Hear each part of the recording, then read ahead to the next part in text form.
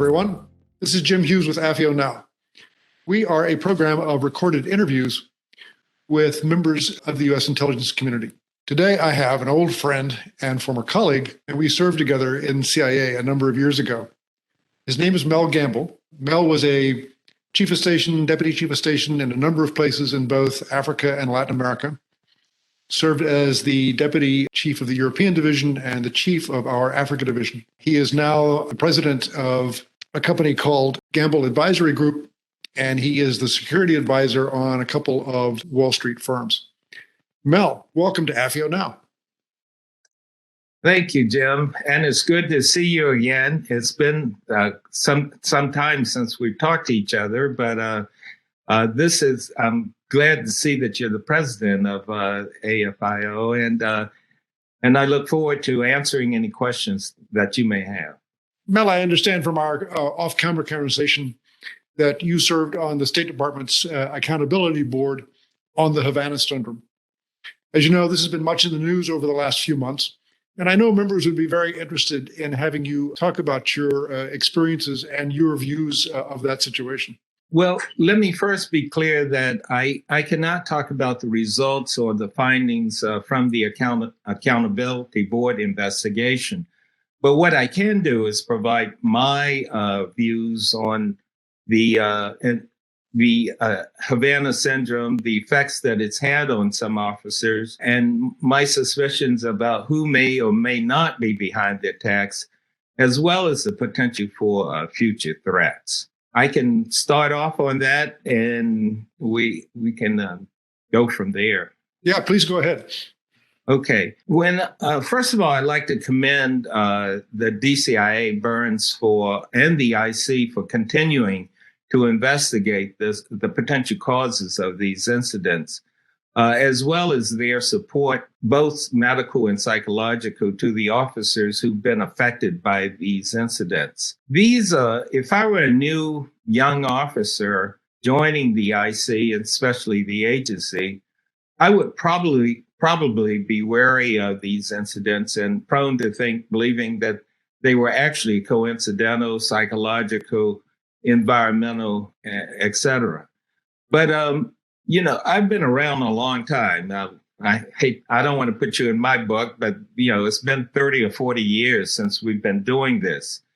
And you begin to see a similar pattern with how the U.S. government responds to these incidents and how they've done it in the past.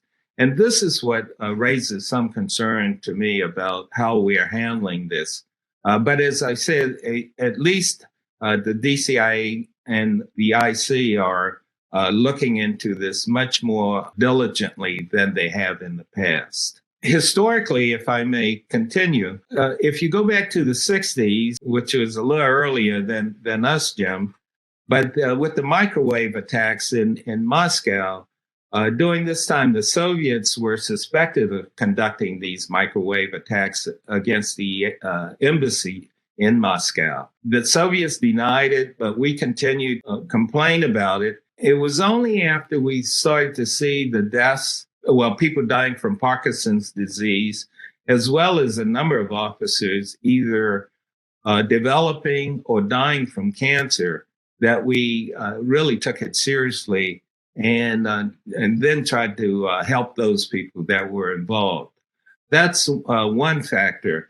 And then when we go to the 70s, we look at Agent Orange in Vietnam. It was a similar situation where military soldiers were returning from Vietnam after being affected by what was called Agent Orange, which is a tactical herbicide that the U.S. military used to clear leaves and vegetation in Vietnam to fight against the Vietnamese. These military soldiers expressed concern about the chemicals used and complained to the VA at that time. The VA didn't take them seriously. And it was only years later that they finally acknowledged that Agent Orange had affected a number of these soldiers, and they began to treat them. And then we moved to the stage of the effects of PTSD, or post-traumatic stress disorder. I mean, this goes back to the Revolutionary War where people were affected, and we could build cases all the way on that. But it was only recently when we started to look at people, our officers returning from serving in the war zones, specifically Afghanistan and Iraq, and the military as well, the impact that it had on our military soldiers. Then we started to take it seriously and start to treat people that had PTSD. We tried to categorize it once again, but we realized that anyone could be impacted by the PTSD. And finally, we reached today where we have the Havana Syndrome, or as they say, anomalous health incidents. Based on that past history that I mentioned, we see that people have been affected medically and psychologically. The U.S. government initially didn't want to believe that these events were occurring, and they are now beginning to react on it. I'm going to stop here and see if there are any other questions before I continue. Well, this has reportedly affected not just serving officers, but also their families.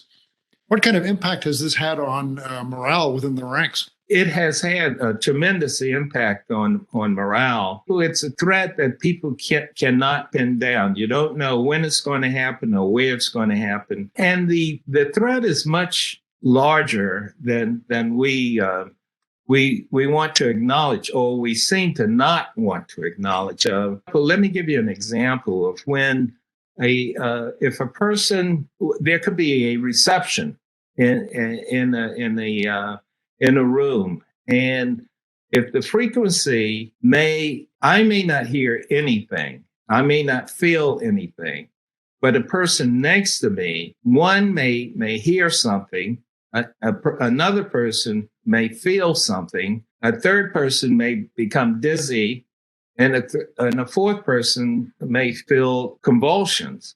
So that impact is different, and others may not hear anything. So that's the largest threat.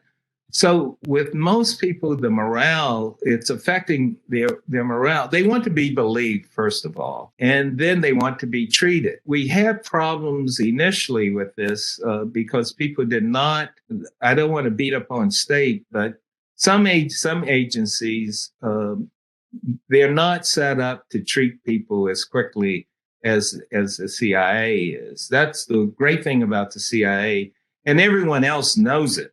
All the other agencies know that we take care of our people. So they look to us for support and to solve these problems sometimes, which in this case, though, it's not just a CIA problem, it's an IC problem.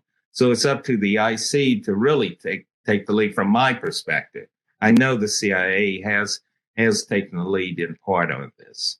And as we were discussing off camera, the current director, Bill Burns, has actually set up an informal panel to advise him on the Havana Syndrome. Yes. He set up a panel that's looking into this, as well as working with the IC, OD&I, who, if they don't have the lead on it, it's the organization that will bring everyone together to try to find out what the main problem is here. Mel, let's switch subjects. You told me a little while ago that you served on the Biden transition team, and part of your duties was to take a look at diversity within the intelligence community.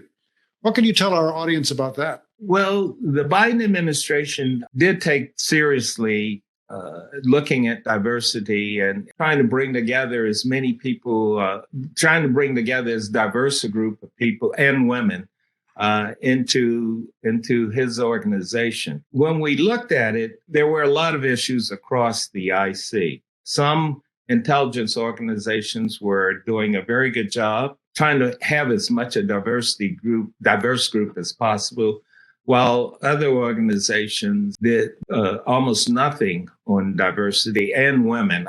When I say diversity, I also include women in that, but sometimes I'll break it out to make sure that it's clear that when we're talking about diversity, it's a diverse group of people and women. And I also want to clarify it a little more. When I speak of diversity, we're also looking at Middle Eastern, Iranians who tend to fall into a different group because we got this complicated system of who's white and who's not. In that sense, that's the American way. But diversity really crosses a wide range of people. Can you tell us a little bit more about the findings and some of the things that the Biden administration would like to do or encourage within the IC? One of the first things is to acknowledge that there is a problem, and it's. I wish it was a simple problem that we could solve, but it is very complicated. For example, in one organization, you may have leadership at the top that really wants to recruit a diverse group of people, and that leader, for example, will dictate downward that I would like to have this done. But the problem becomes one of who will the next level senior executives will they implement it? And if they don't, because they feel that it's not the right thing to do, as you know, when you're managing groups of people, they will figure out a way to bureaucratically stall on it. But then you may have another organization where the top leadership and the next level are trying to effectively do it. But then you have the middle management that will not implement it or will stall on it because they feel that it's a threat to them. And so we need a better way of persuading people that this is in the best interest. It's a national security issue. It's in the best interest of everyone if we have a diverse group of people working for us with different ideas. And this is not just African Americans and Asian Americans and people of color or women. It's also regional.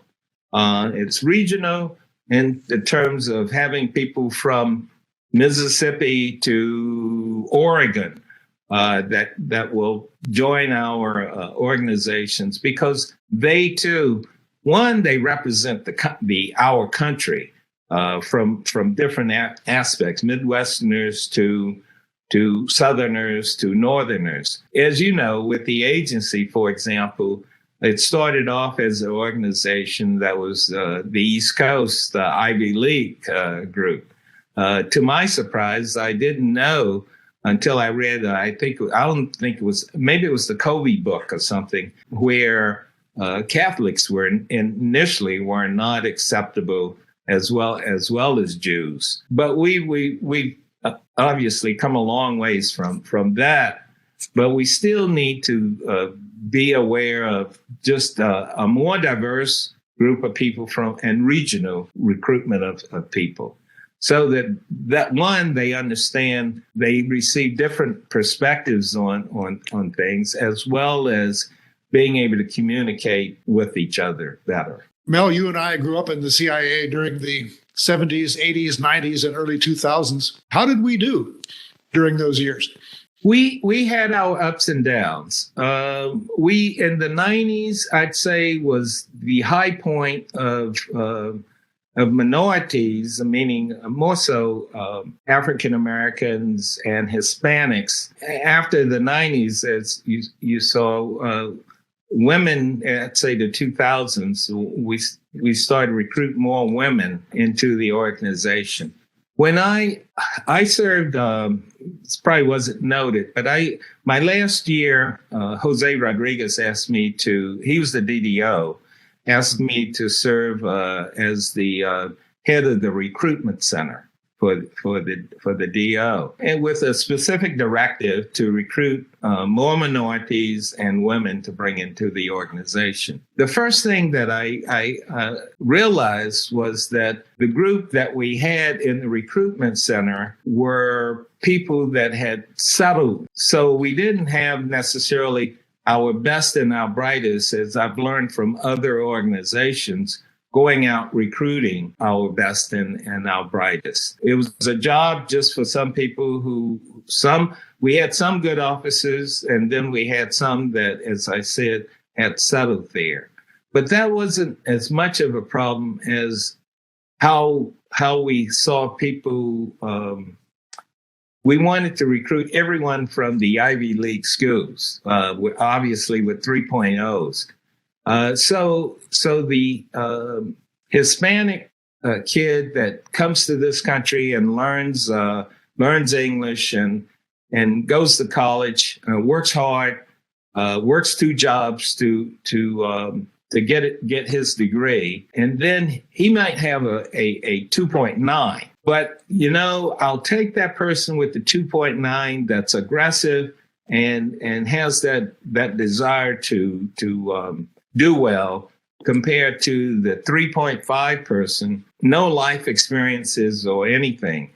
Because when you come into this agency, as you know, with recruiting, we need people that have a little street smarts, some common sense, so that when they're out on the street, we know that they can manage and handle themselves well.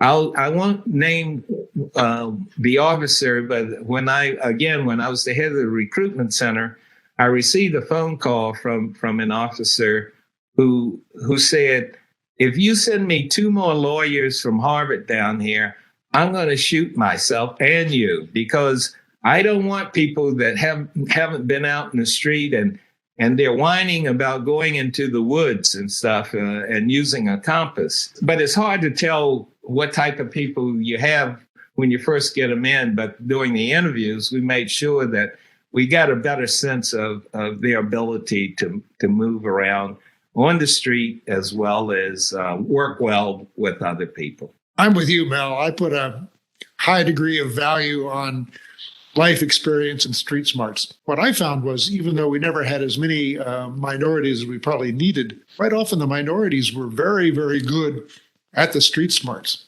because they had learned things the hard way. They had to kind of figure out the terrain and then survive in the terrain. And those were exactly the skills that we needed, particularly in the areas that you and I grew up in, like the Middle East and Africa. That's rough turf. And, you've always lived in a large urban American city. That's not necessarily the best preparation. No, it's not. And we try to teach, we try to teach our officers some things you can give them, but then some things is just that. I always say, I'll take that person with the 6th sense, because they know when there's danger, or they need to figure out how to get out of a situation quickly. Even though there's still work to be done, I was very pleased in the early 2000s, when it was my privilege to serve as the chief of the Near East Division, that we were bringing on a larger number of Arab Americans and South Asian Americans, because those were exactly the kinds of cultural and social and linguistic skills that we needed in the Near East Division. I'm white and I'm 6'2", and while my Arabic was quite good, I didn't necessarily blend in some of those countries in which I served. And I was very pleased to see that we were bringing officers in who were going to do a much better job of blending in than I did. I wholeheartedly agree with you on that. And it was just lessons learned, even from developmentals that I had, people that I talked to from different ethnicities, the best way to put it. I remember one Chinese diplomat that I had talked to. We were just friends, but one day he said to me, what the problem with you Americans, what the problem is with you? And I looked at him sort of stunned, and I said, no, tell me. He said, your problem is that you think that because you know the language, you can speak Chinese and you studied the culture and everything, that you understand us better. You try to be Chinese when you're not. He said, we appreciate you being American. He said, because then we know you're going to just tell us the truth and speak frankly about it, rather than sending these signals to us. The point of that was that you can deal with people across the board But that diversity and helping you understand what, if someone was Chinese, they could help me understand better what I should do and shouldn't do culturally on these things. When we first joined, it was a class, and then we go out and we did what we did. But it's a much more diverse, complicated world today. And if I may throw out one point, when I went to South Africa, I was COS in South Africa, and I started to work with the South African government. It was the ANC, the African National Congress, that Mandela had become president, but the ANC was now in power, and the apartheid government was gone. But what I learned from actually both groups was that the diversity that they used to do what they needed to do. For example, the ANC, I thought naively that it was predominantly Black and maybe a few British here and there. But it turns out that they had Indians. There were Indians that worked for them. There were Greeks. There were Afrikaners. There were Brits. There were South African coloreds, is what they call. It was a diverse group of people that they used to work against the apartheid government. So it wasn't just South African Blacks, as I naively believed. And I thought, this is what our agency should look like in terms of the people that we need to work against, because we're a global organization. So it's not, if we were just working against one specific group, okay, that's a little easy. But we're a global organization, and we need a more diverse group of people to work. Amen. Well, Mel, this has been a fascinating conversation. I know that our viewers will love to watch and listen to it. And I want to thank you for coming on the program today. Well, thank you, Jim. It's been a pleasure, and hopefully this will benefit some people, and I look forward to talking to you in the future. Thank you. Thanks again.